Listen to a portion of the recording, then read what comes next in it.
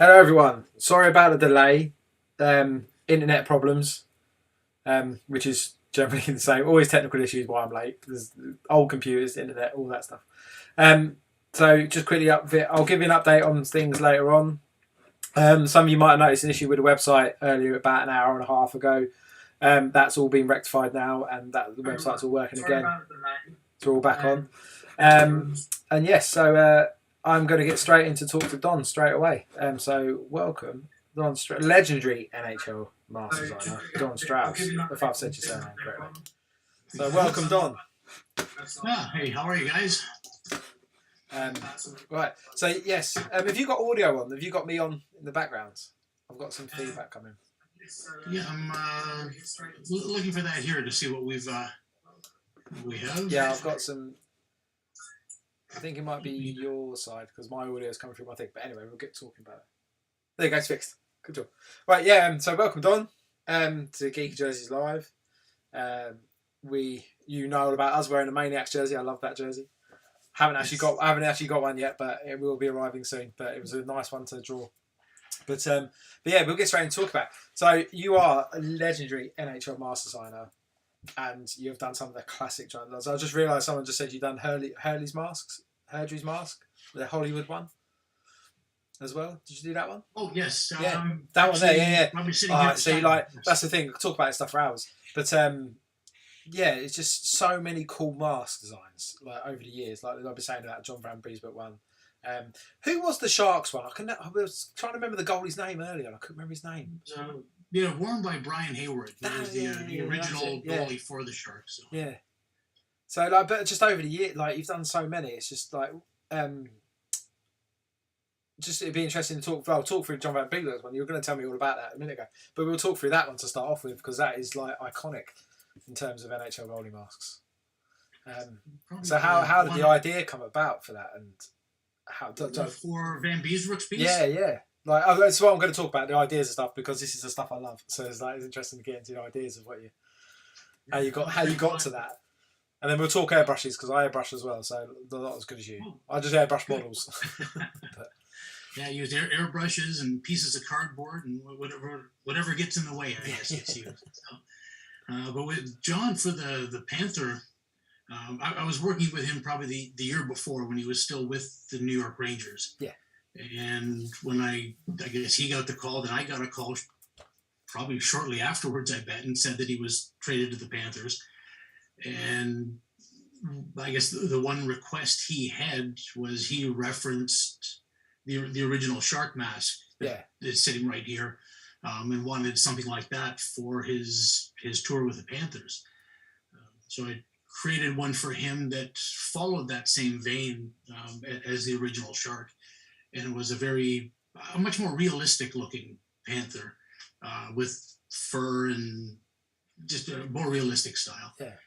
And when he received it, I guess early in the preseason, as well received as it was, some folk from, I would imagine, team ownership and upper management had the suggestion for doing something that was a little bit more team-oriented, color-wise, and it had more to do because the Panthers really did have some cool uniforms. Yeah, that was the first year. Was that the first year they're in the league? Correct. Yeah, it was 93. So that the original Panther stuff, because that to me for that, because that was the era I was watching NHL and stuff. Well, before that as well, but that design of them jerseys was something completely new. Like at that point, like obviously, like I'm a New Jersey Devils fan, sadly, but like obviously you had the Devils, you had Blackhawks, like, not stale logos, but like cornerstone logos of the league and things, as in where, sorry, Joe's messing about something, but yeah, so that when they were in the league, they were sorry, I'm just gonna move back.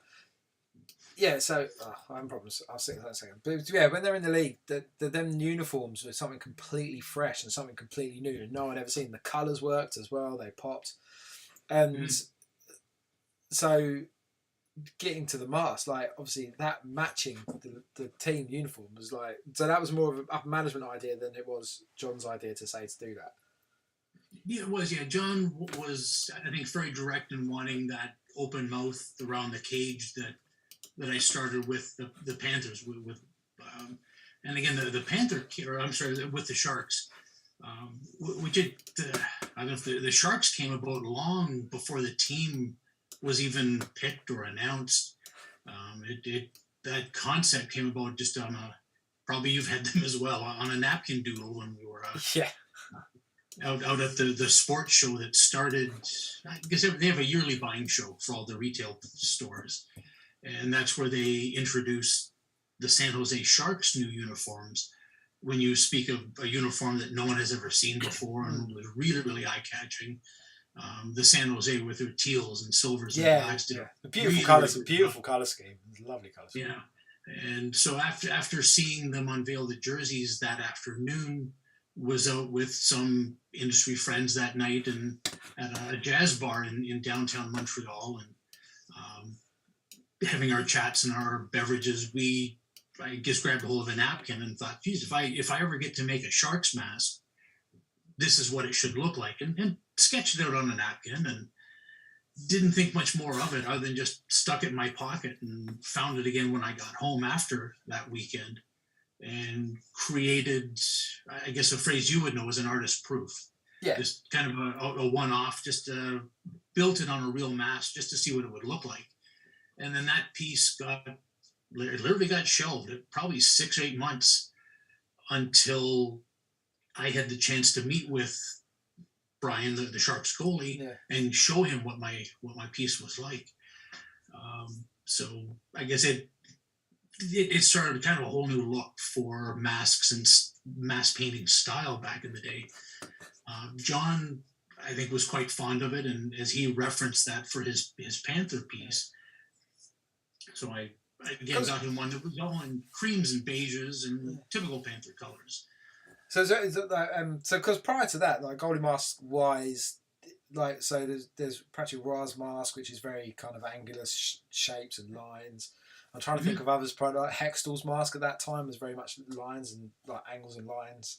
Yes, yeah. So like I think from memory, like the Sharks mask, really from memory, just, I'm trying to remember that was the time that kind of more of a painted version of mask started to come about. I'm trying to think of any others that, because it was very much, because it even goes back to the old goalie face masks as well. They were still the same. Like Marcel Dion's mask was more like angles and lines as well, and it was only really what's his name? I can't remember. Gary played for Boston. I can't remember his name now. You think Jerry Cheevers? That's the one, yeah. Because I should notice I've got a copy of his mask. I'll grab it. I've got a mask. Okay. So a friend made a replica of his mask for me. So I've got Gary Cheevers' mask. It's quality. I love it. I wouldn't wear it for street hockey because it bloody hurts if it's you in the face. But like Jerry Cheevers' mask, like again, that was the first time in that kind of era of mask. It was a bit of creativity added to it. It'd be like, well, it's just a mask. I'm just going to draw some stuff on it. And like the story behind obviously the stitches every time we got hit in the face with a puck is like genius. And then after that, it started to kind of spiral into people going, actually, let's be a bit more creative with these masks. And like the evolution of that kind of from him onwards and the evolution into what's now like Goldie Masks and what you do. It's like, it's really interesting to like kind of look back on as a history of art within hockey, as it were. Oh, agreed. Yeah, I guess I was in a bit of an odd spot. Like you, I look at it and still, I guess, hold them in high value as artwork. But being a bit of an odd duck, I think probably only one of two in the history of the game I can remember, actually built and painted all the masks that I built. Were the standard, I guess the regular way out there is that there are mask builders, and they pass them on to somebody else. Someone will do the design work for it, then they'll go to somebody else to do the paint work for it. Yeah, I used to partner up with someone over here who sprayed my son Jay's mask. He had a Batman mask, so I would design it on a flat piece of artwork, and then he would take that and make airbrush it into what it was. So I've been through that process, but I've done the design work, and then he's kind of like been the hands that produce the piece of art, as it were. Right. Mm-hmm. Yeah, it's cool.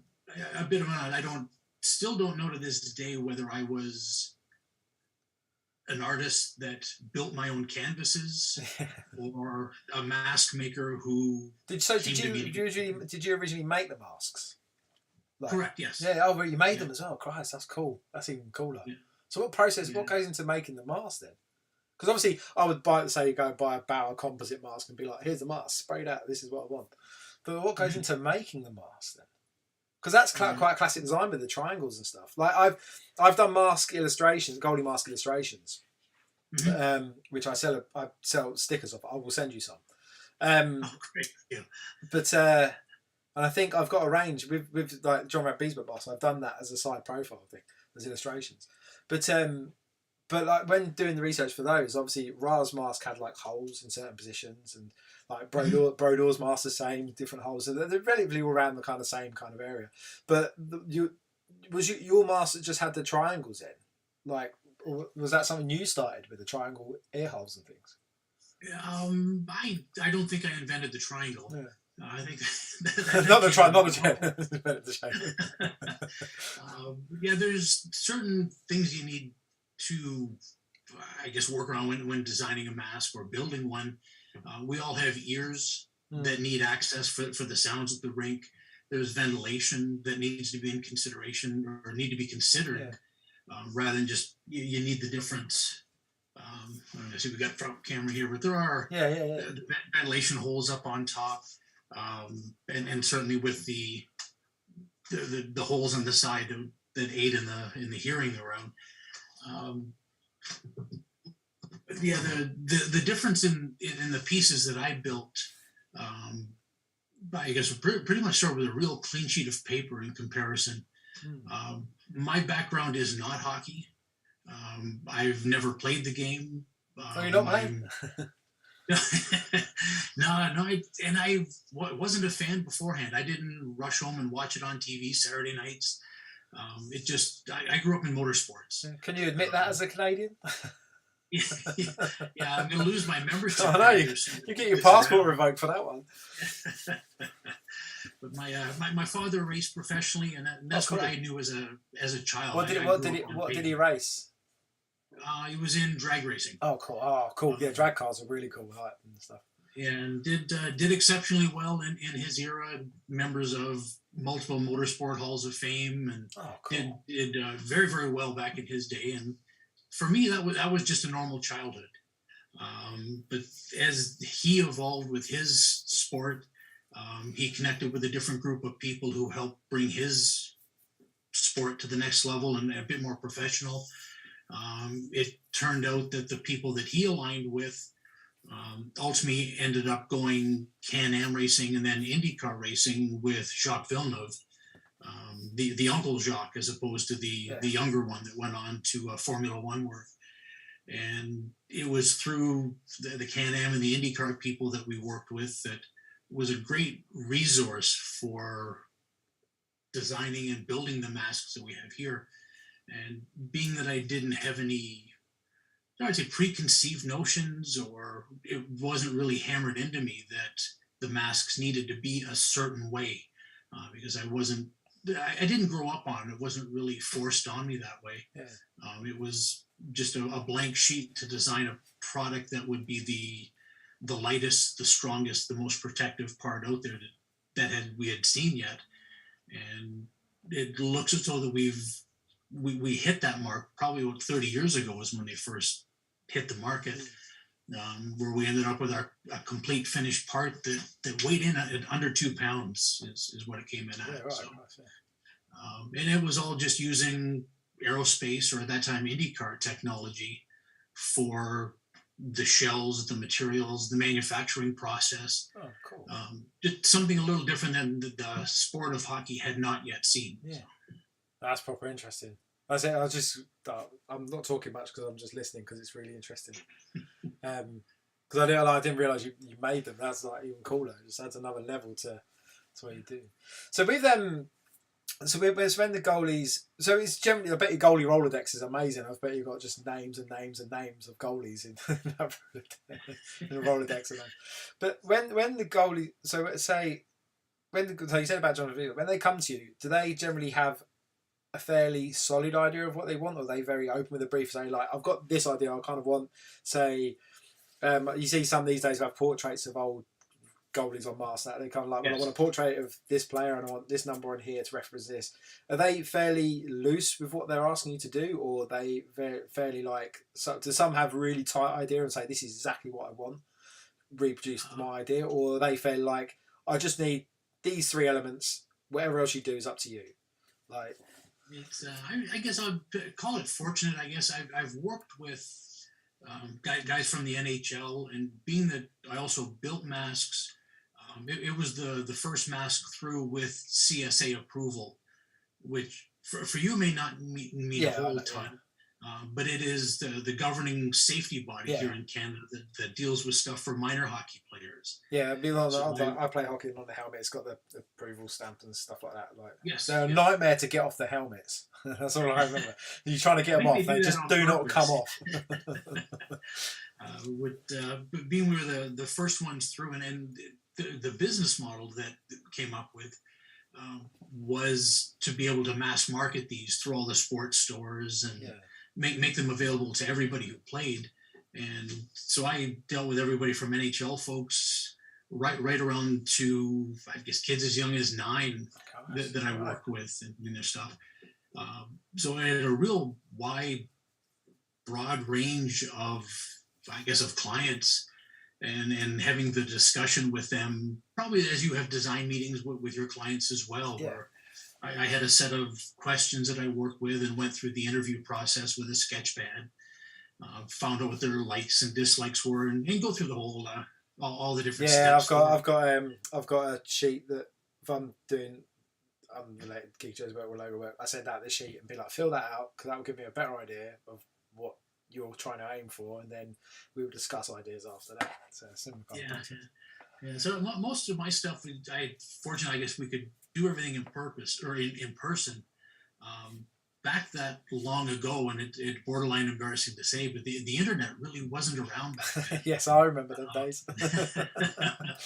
I actually had to have a library card that would mobile phone. I was explaining this to my daughter today. I said, like, some days I wish I didn't have a mobile phone like I did when I was younger, because life would probably be a lot easier than having one now, and having to be like literally on call 24 hours a day for anyone that wants to message you. It was certainly wasn't as efficient as it is now, because I would pack up my gear, take a run to the library, and grab. I remember for the shark one in particular that I went and grabbed a bunch of the big coffee table picture books, as much as I could find on sharks, to get my original sketches and ideas for that mask, because you couldn't just sit down at the computer, pop open a web browser, and type in shark. They're the bonuses of these days, isn't it? It's like, a tenth of a second later, you've got hundreds to choose from, where that wasn't an option that I had available to me. I draw mostly on an iPad really these days. I still draw on pen and paper, but even then it's like, right, I need a reference shot for this. Google, find the reference shot, and it's like, right, but these are poses, these are references, it's just much. It's a workflow point of view, it's just so much easier now. But like back then when I was at college, I'd do the same thing. You go to find stock photography books from like Getty Images. They used to actually, people ever knew this, Getty Images, you send out stock photography books that you had to flick through, pick the numbers, and then phone them to buy the image. It's ridiculous. But like, so we had tons of stock photography. So you're going through, like, you have an animal one, you'd have a sports one. You go through these and research pages. I think I've only recently just got rid of the last one I ever had. I filed it, put it in a box and put it in a loft. But back in the day, you didn't have recent internet to be able to reference that stuff. No, it was a whole other world. And it, again, once you would meet with, whether it be a younger child or as I went on with an ad executive for a Fortune 500 company, or a men's recreational beer league team, you'd have the same process to go through to find out what their criteria was. Some had a really strong idea what they wanted to showcase.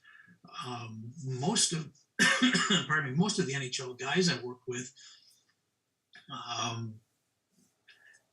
I would say left it up to me for the most part. They didn't.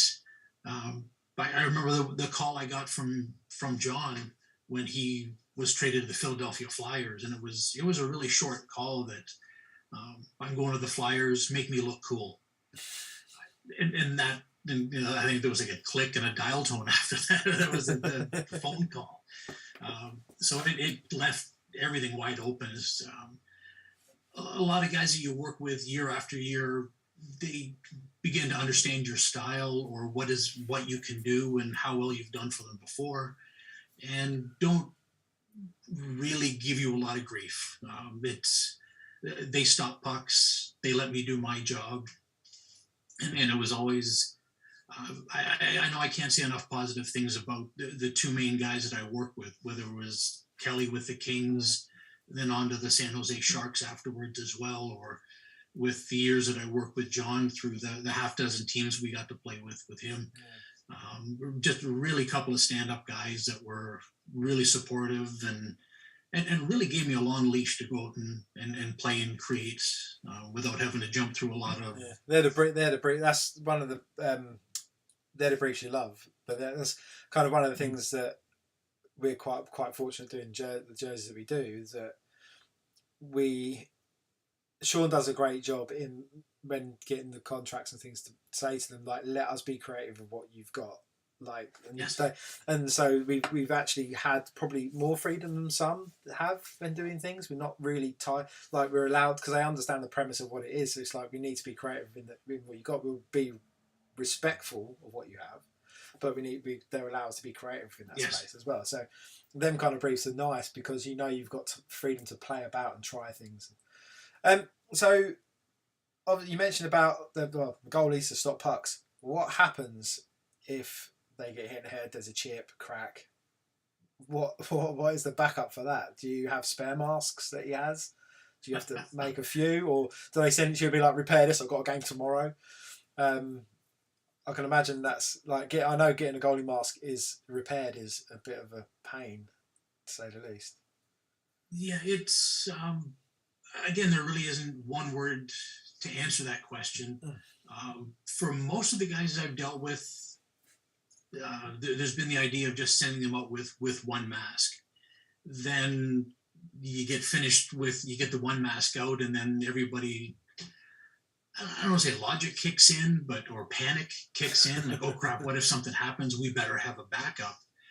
And we'd prepare a backup for them that more often than not was a mirror identical to the original one that they had, for me and most of the goalies I had as well, it was important that they maintained the look or that identity throughout either the season or throughout their tenure with the team. There was, again, going back to John with the Panthers, was really the only panic call I can remember. It was just before the start, maybe a week and a couple of days before the start of their new season. And as they were getting on the ice, working through their practice drills, he noticed the mask felt a little odd and pulled it off and looked at it.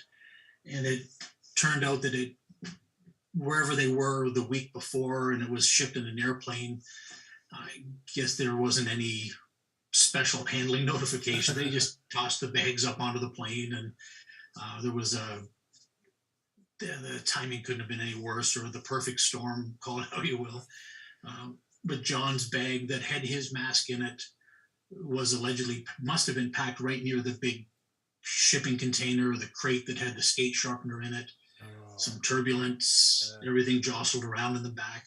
And I guess to use this as the example, as the container dropped onto the side hit the bag where the mask was in the right spot, actually using this back plate as the fulcrum for it, broke this back side piece off and just kind of folded it over onto itself.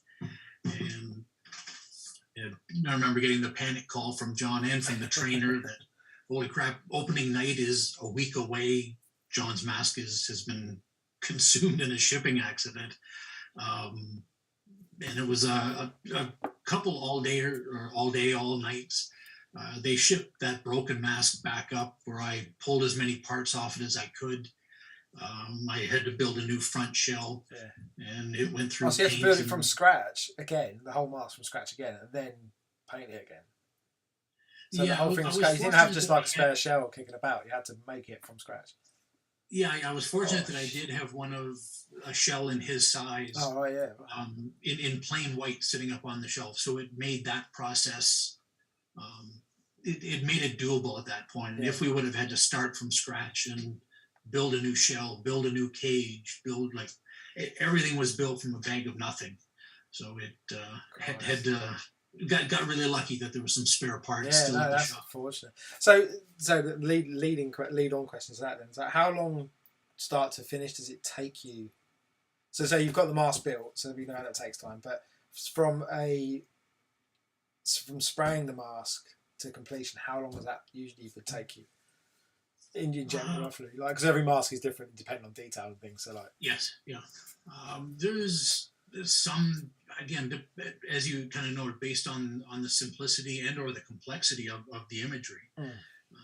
There's a couple that I can think of now that have over 80 hours just in artwork on them. yeah, There's a couple that you'd be able to, you could probably do in 4 or 5 hours, get yeah. the whole paint process completed.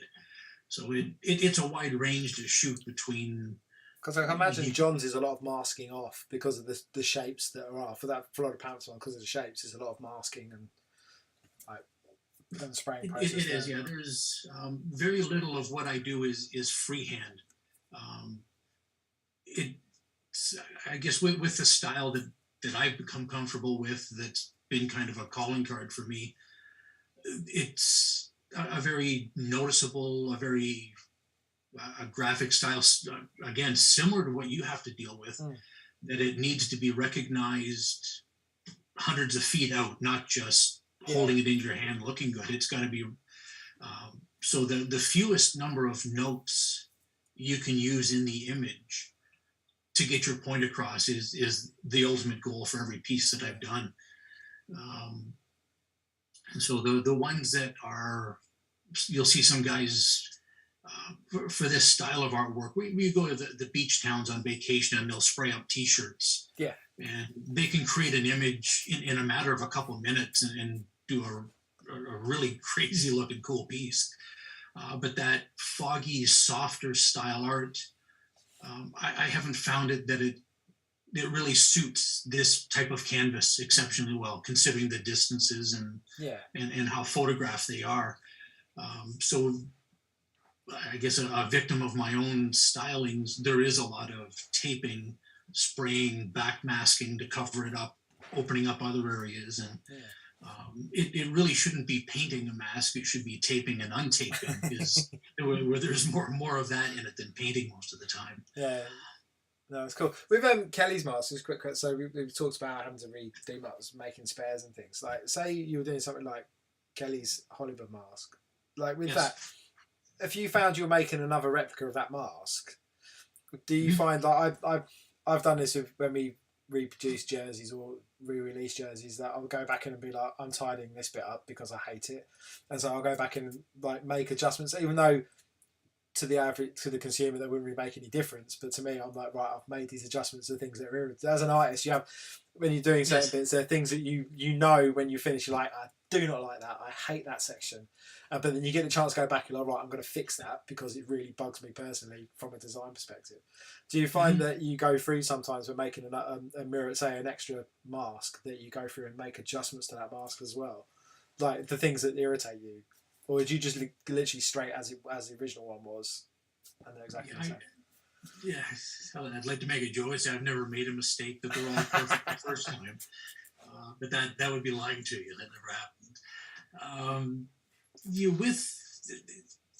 I guess deadlines were something that were very prominent in my world, where you didn't often get months to hash out an idea. It was, again, a player gets traded, or when somebody wants something, they would like to have it now, just by the nature of the human beast, is that they don't want to wait 3 years to get it through process. So I guess I've become accustomed to working under some pretty severe deadlines, and been really fortunate that I'm probably a 90% hitting the bullseye as far as what I see in my mind.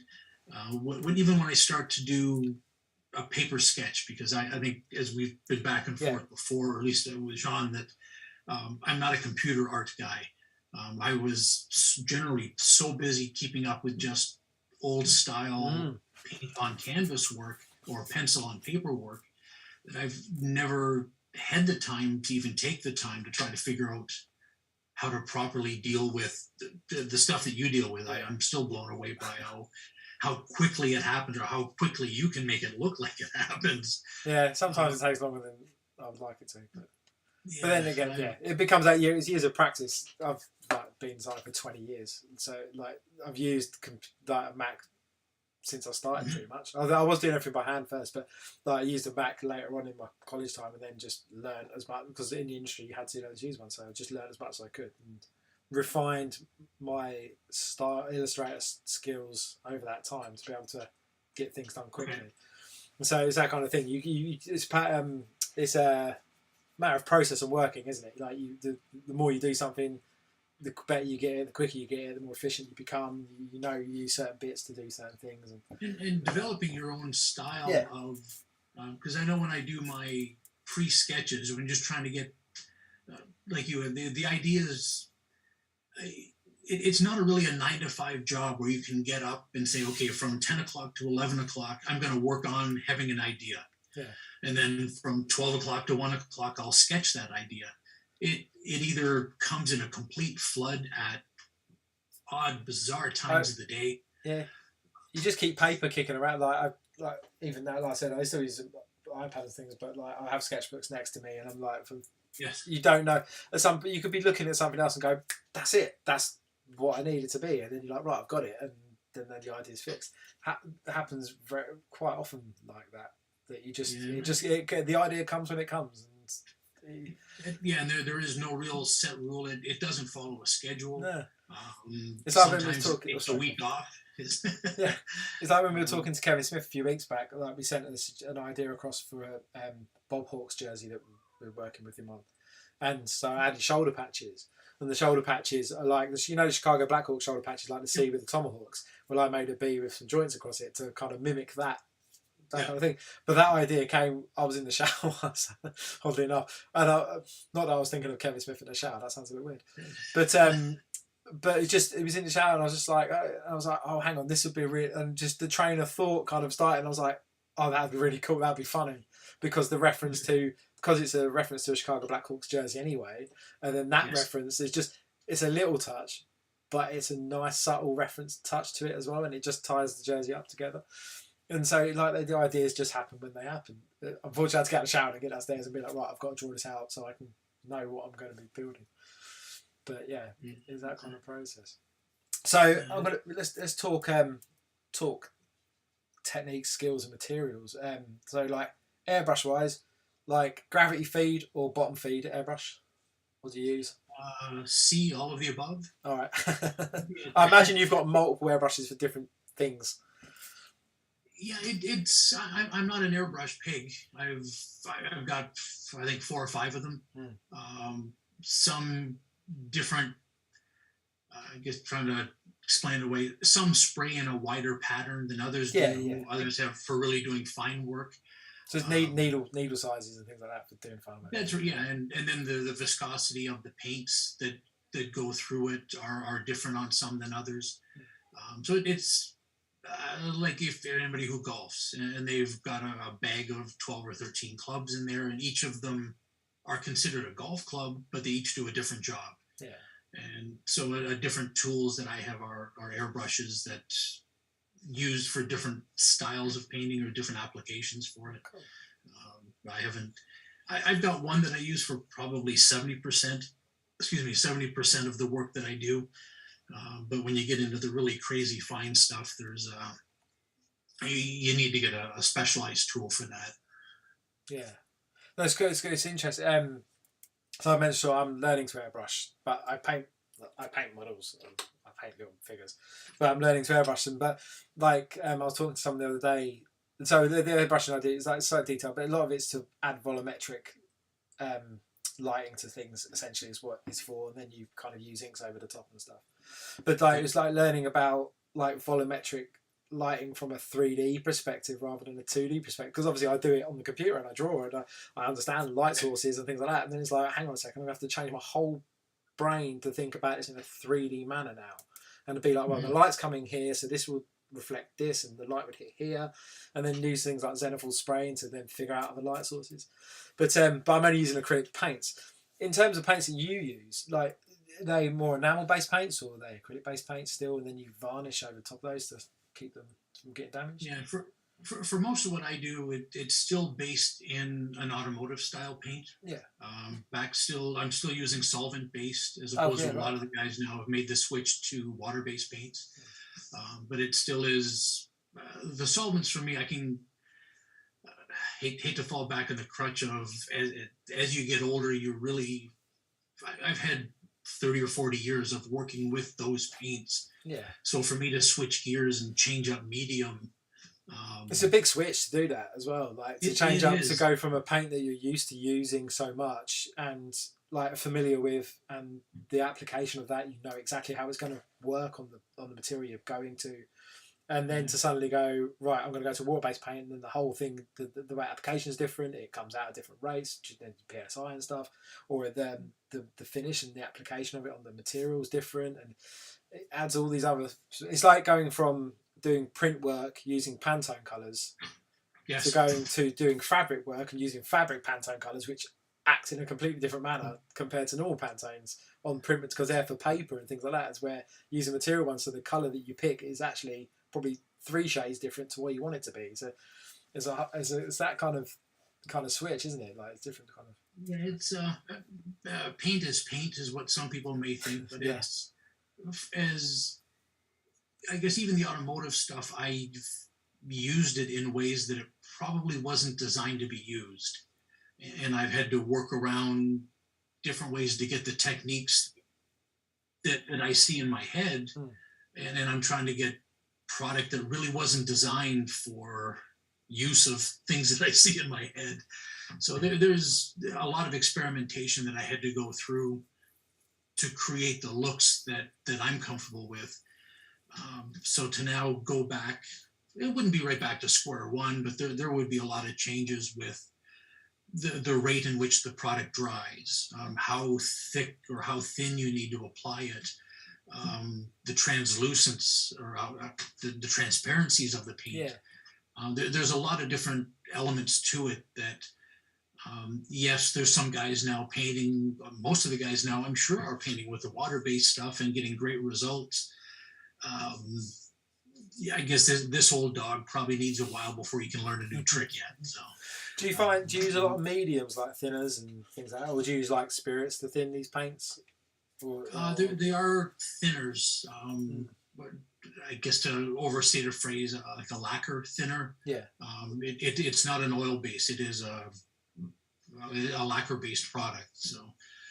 You need to spray with respirators or the gas masks. When I use my airbrush, although it's only water-based paints, my wife thinks it's hilarious because I wear a mask. It's like, yeah, but she kind of said over the amount of spray mount I've probably inhaled over the years of working in design studios before spray mount was kind of outlawed from being used. I was like, I still don't want to inhale these water-based paints, but the water-based paints, like, it's kind of, there's not really any aerosol. I say to her, it's only when I'm cleaning the brush out with the airbrush cleaner, which is probably the only solvent that really I want to be wearing a mask to stop myself breathing, is what I need to use. But yeah, it's I have had to buy myself a few of those, but obviously I'm not on level that you probably have. I'm trying to think. There was a question I was going to ask. I've lost my train of thought. I was going to ask you something. I forgot what it was now. It's gone. I can't help you. Sorry. It'll come back. It'll come back to me if it's important. I'm sure. So yes, right. We'll talk. So yeah, just it's excellent talking to you about this stuff. We could be here for a long time because so many other questions to ask. So in terms of, we've spoken about paint, airbrushes. talk about process. So I'm trying to go through all the things we spoke about. So, all right. So I think it's probably perfect time now to talk about the giveaway that we're going to be doing with everyone. So that everyone who's doing a giveaway? Here we are. We're doing a giveaway. So we're going to discuss it. So in a couple of weeks, we're going to be doing a giveaway. Everyone that's watching. But this giveaway is going to be pretty spectacular. So basically, we're going to be doing a giveaway that we will supply a mask, and the winner of that mask can pick any jersey on the website, and Don will spray that mask to match that jersey. So if you're a goalie, you would like love this mask. It would be the best thing you've ever owned. Probably the most expensive thing you've ever owned from terms of a hockey perspective, because I know pads are expensive, but this is Don Starus goalie mask is going to be amazing. On anyone else that's a collector or just loves geeky jersey stuff as well, this is going to be a beautiful art piece to keep in your house on a shelf and stuff. I did say to Sean earlier on, like, if you're going to have a Don Starus mask, really going to wear it to play beer league where people are shooting at your head all the time? Like, it's stupid. A lot of people do. I know, it's crazy. It's like I was talking to Jay earlier, who my son is a goalie, like just watching how many times he got, every time someone hits his helmet, it's like, oh, I paid lots of money for that to get sprayed. Just like sitting there, he's like, oh yeah, it's scratched. And it's like, oh, that cost me money. But you would own. If it was me, I wouldn't be wearing it to play beer league in. It would be the centerpiece, an art piece in the house. But then, so the giveaway will be that we will supply the mask. Don will paint the mask for any jersey that any design or jersey that you own that's on the site. Don will design something based on that jersey, and it'll be a one-off piece. Knowing how much your masks sell for, Don, on the market and things for collectors, this will be, well, it'd be a beautiful collector's piece for anyone. So someone just put, I'd absolutely wear it. Don't. but it'd be a beautiful piece to collect. That's just keeps the art piece. But it'll be a one-off piece, so this will be hugely collectible. Yeah. So in the next couple of weeks, we will announce it, announce the giveaway, and promote it and everything as well. But that is what we're planning, and that's that will happen.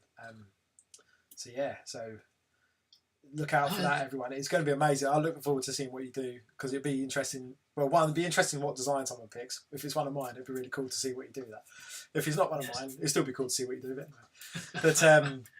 But yeah, it's probably the best giveaway we've ever done, to be honest. We give away, and the winner will also win a free jersey as well. That's the other thing. So you get a free jersey and a goalie mask. So can we win?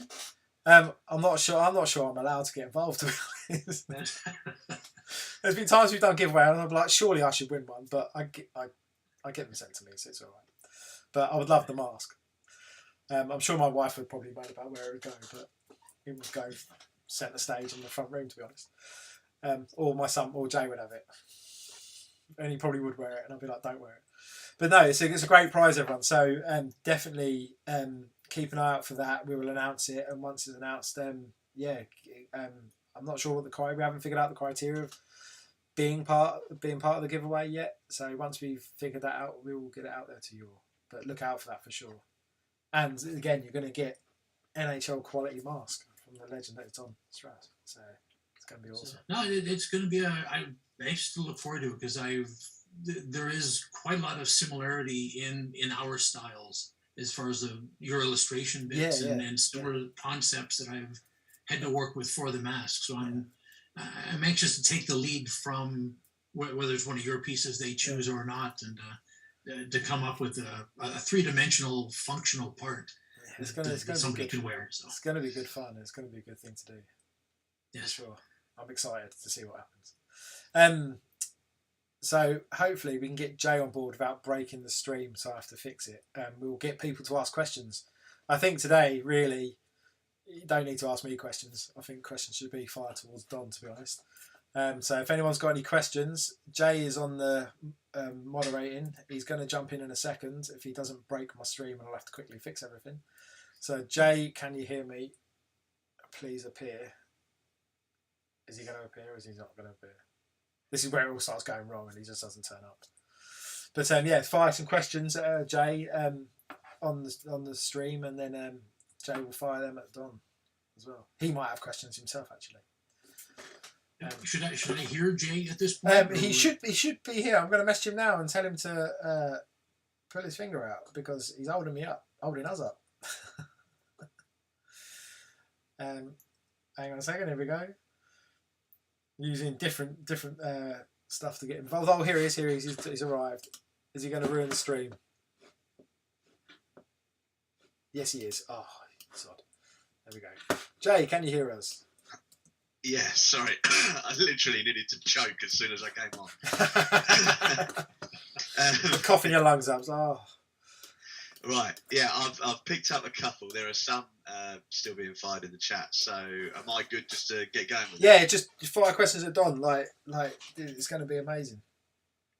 Cool. So I've got the first question is: are those helmets on the side replicas, or are they the original helmets that get handed back down to you?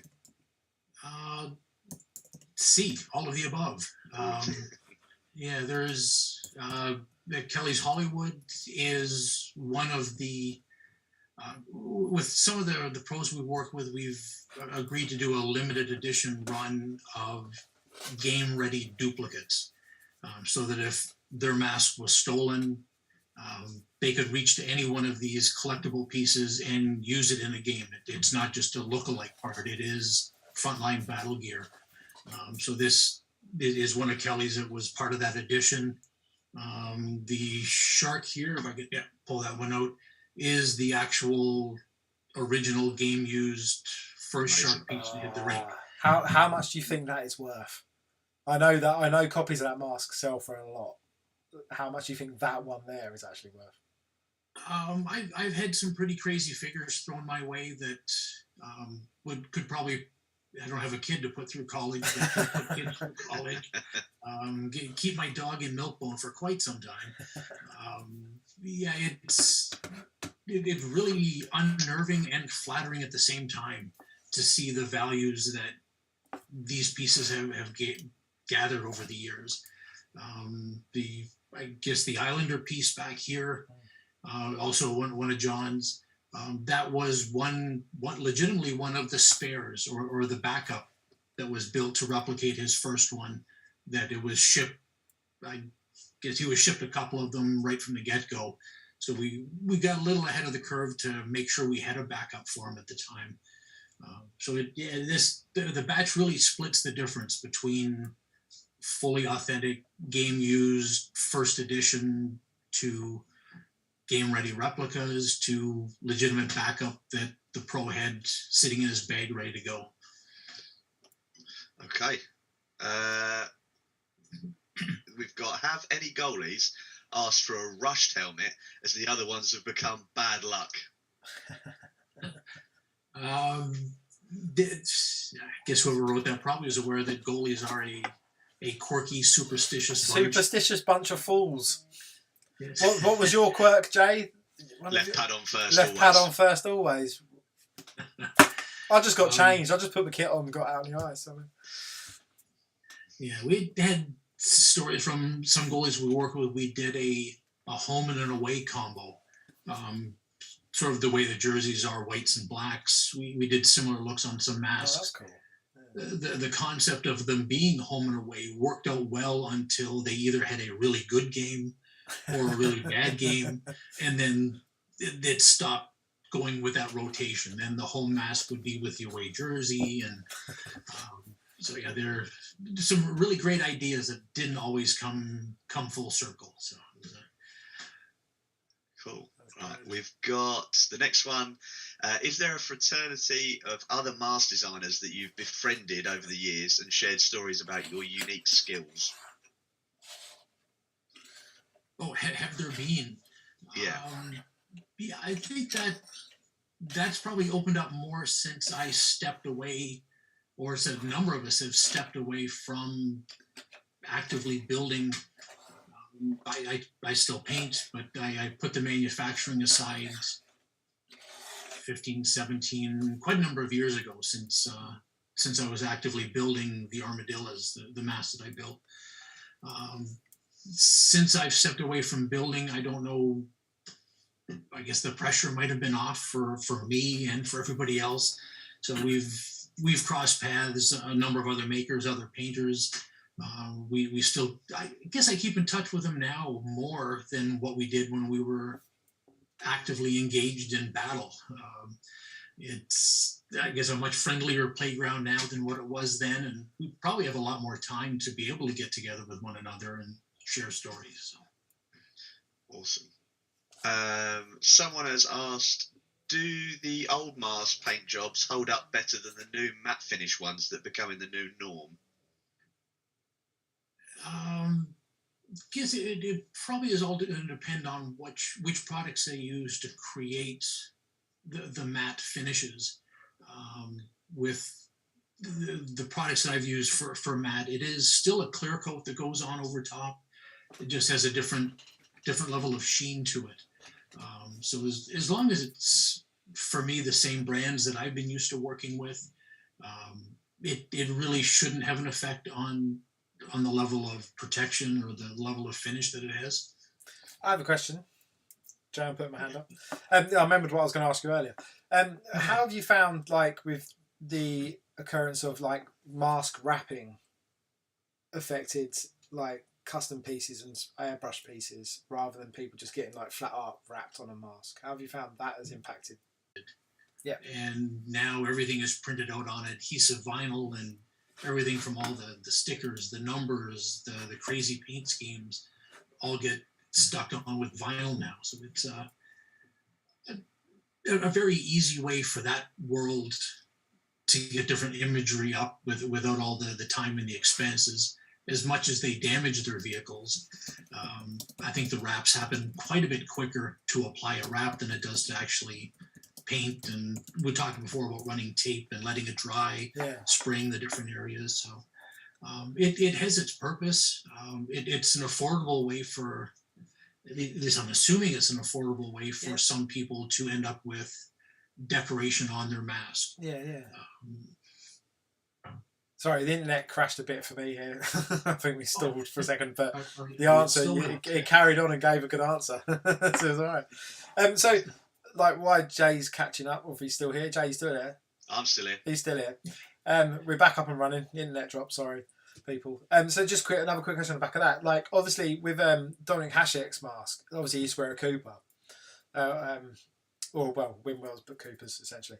But and obviously he started to have that kind of mask sprayed, and obviously that's a plastic rather than a composite type mask. Like best, like fuck's sake, it's twice now. It's been going all right up until this very point. So I asked a really good poignant question, and now it's ruined. So Jay, just ask questions to Don, and we'll get going. I might have to call time soon, I think. That's fine. I'll just ask the ones that I've got already. Yeah, you go. You can write it down and just hold up the paper with the question on it. I'll send you a letter, and you'll probably answer it quicker than my internet working. Okay, we've got. Have you got a favourite geeky jersey from the site? Do I have one? Yes. Several. I've followed. I guess I found it's probably been the better part of 10 years. I guess that I've been fans of what Geeky Jersey has been doing. If I could get in a time machine and head back, probably the original version 1 of Boomsticks is one I'd love to have hanging in my closet. Looking through the current stuff, I've probably got a list of 5 or 6 of them right now that could probably find their way here quite easily. The one that I'm wearing now was, I think, kind of an inside joke between Sean and I, or at least he picked up on it when I made reference to a Simpsons moment. And I should probably stand up to show it here, but with the, there we go, the itchy and scratchy Maniacs version of it tied into that program quite nicely. So it's quite happy to have this one. It was a fun one to draw, to be honest. Like when we spoke about it, and it was kind of like, we kind of obviously they have their standard poses, and I was like, I just got to have him lobbing his head off. Like it has to happen. It's just there's no other way. It's the easiest way to go. It's not going to be. I don't want to have just a generic poses. It's like no, have him lobbing it looking like he's just lobbed his head off. It's funny, but again, fun to draw because like I get to draw things I love now and I loved as a kid. How often can you draw a decapitation? Yeah, exactly that. But it's like with like all the He-Man stuff. Do you know what I mean? Like, how often is someone going to say to me, draw a man at arms? Not very often. And so one of the bonuses, I get to draw all the things that, like drawing the Ninja Turtles jerseys, for example. Like, I love Ninja Turtles, and so I get to draw things that like get to draw things that I really like and I love, and just I enjoy. And can't argue with that. Definitely pleasure in it. Just to follow on then, do you know how many you own? How many do I own? Yes. Of the Geekies, just I have one that I own, and I have a laundry or a laundry list. That's probably a bad pun. I have a laundry list of ones that I'm looking to search back out and get a hold of. No dramas. Okay, so we've got. Have you considered, or have you before, live streamed your work to YouTube like this or Twitch? Me and a little tiny compressor, and work with some of the all-star games that the NHL has had, and kind of like a traveling monkey exhibit, I guess, and had me set up painting and designing masks for the people prior to the game as a bit of a sideshow. So it'd be interesting. It worked out well over a span of 2 or 3 days to do that type of work, but I'm not sure I could find too many people with the constitution to sit back and watch the entire process happen here. I think when we do the giveaway, it'd be interesting to do like process videos or a couple of videos of you do painting the mask and stuff. That would be cool to share on like Instagram and stuff. People are interested in that. Yeah, there'd be some editing involved just to get to some of the juicier bits. Yeah, and, I can do that. one of my other skills is video editing. So we're gonna have cool times soon. So I'm just going to run through some geeky jersey related stuff. So people listen up. Here's some shipping information for you all. The next out that's currently in the mail is the 7. So that's the Homelander jersey. It's out in the mail at the moment. People should be receiving that soon if you purchase one of those. The shipping up next. So this is the order next, and I will post this on the fan page as well. So Order of the Phoenix is next up. Then Murder Machines. Then Webheads. Then Yavin 4. Yavin 4 has been delayed mainly because we had a supply issue with some thread that we couldn't finish that one off with yet. So they have been sitting there for a while, but the patches have been waiting to be made. And then Harlem Power after that, which is the Power Man jersey, I think. So that is a Power Man jersey. So they're the updates. So I'll do that quickly again. So Order of the Phoenix, Murder Machines, Webheads, Yavin 4, Harlem Power. The next one's up. And just to note that Black Knights is coming soon as well. I've just been told also. But just to let you all know that I know we've had delays on things, and we're getting back to hopefully soon being able to get everything back to having things with people within 8 weeks. We're getting there. It won't be long before we're there, but we are getting there. So just bear with us. Like I said, it's not just us having delays because of COVID. There's like supply issues as well, like our suppliers sending us threads and things like that, and materials to make jerseys. It's a whole chain of things to get before we actually get to make the jersey that holds us up. So that's stuff there. So I think it's been awesome talking to you, Don, today. It's been amazing. Like I said, I could sit for hours and just ask you technical questions about stuff. Because it's just super. I mean, we're going to have you back on, to be honest, because I have a list of other questions to ask you. And even remember the questions this time, right? Yeah. I had a list of them, and then the ones that are like generally just things that come a lot, like when you like design process, just things asked as you go along. But like, I'll ask more technical questions like PSI rates and different PSIs for spraying. And there are a lot of questions from the chat that we've missed out. All right, well, if you've got like, I'm just worried that we'll tie over, but. Just go on, do a quick fire round of questions, Joe. Let's go quick. Let's do some. Let's do some very quick ones. So, what's the favourite mask that you've ever worked on? I knew that was going to come. I knew that was coming. I was going to ask that one earlier before I saved it, because I know how hard that type of question is. Yeah, a handful of different ones based on different criteria. The shark would obviously be up near the top because it's my first kid that went to college. From there's other ones. John's Philadelphia mask, just from the art style of that, I was really pleased with the image. Yeah, that Philadelphia mask, I was just looking it up as well. Like, I remember that one. It's awesome. It's so nice. Had silvers in it and stuff, and like the jaggedness of it was really cool. Like, Yeah, it was the concept was John's bee that I created for him for the Beezer morphed together with the Philadelphia logo, and that's what created the pattern or the imagery for the side of it. So as an art piece, that's one I'm kind of happy with. Kelly's All-Star mask from his San Jose, where he wore a mask advertising the All-Star game the first half of the season. It's the colors, the crispness, the layout of it was certainly one that really it sits well with me all these years afterwards. So that was from back in '97, I think, is when that one was. Oh, so then what's your favourite mask designed by somebody else? Well, that's a good question as well. Yeah, I'd probably go back to one that Greg Harrison did for Sean Burke with the New Jersey Devils. Kissing up to your hat that you've got there. Back in the red, white, and green days as well. The red, white, and green colours are the best colours, by the way. Just so we get that right. The black and red, white, not so good. The green one's the best one. Thank you for clearing that up for us. That's my era of hockey. I'm a massive Scott Stevens fan as well, so like that era of hockey is like my favourite. I'm looking at that mask now. It's a nice mask. Let's say more of an abstract, impressionistic piece of devilish type shapes, and a great use of color blocking with that one. Yeah, it's nice. It's a good mask. One of my favorite pieces. Because he had a white one as well. Is that the one you talk about, the white mask from 91, 92? Yeah, I'm not sure. Where it's got like red front and it's got like horns that come up the side. Yeah, they all look cool anyway, regardless. They're all good. You've got a question of your opinion on large versus detailed small designs on helmets. What do you prefer? I guess I've pretty much made my cake on easy to see large imagery.